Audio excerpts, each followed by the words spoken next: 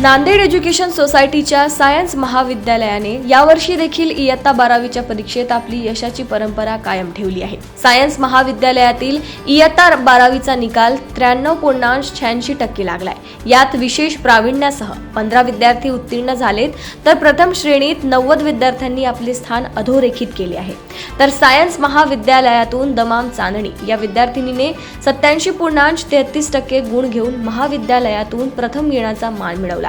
तर साळवे आयुष या विद्यार्थ्याने 84.5% गुण प्राप्त करून महाविद्यालयातून द्वितीय आलाय। तर नरवाडे हर्षवर्धन या विद्यार्थ्याने 83.33% गुण मिळवून महाविद्यालयातून तृतीय क्रमांक मिळवलाय। या सर्व उत्तीर्ण विद्यार्थ्यांची आज सायन्स महाविद्यालयात संस्थेचे अध्यक्ष डॉक्टर व्यंकटेश काब्दे, उपाध्यक्ष व शालेय समितीचे अध्यक्ष प्रवीण पाटील, सचिव सौ शामल्य पत्की, प्राचार्य डॉक्टर LP शिंदे, उपप्राचार्य एकनाथ खिल्लारे, पर्यवेक्षक मुकुंद मुळे यांच्यासह महाविद्यालयातील प्राध्यापकांनी अभिनंदन करून शुभेच्छा दिल्या आहे।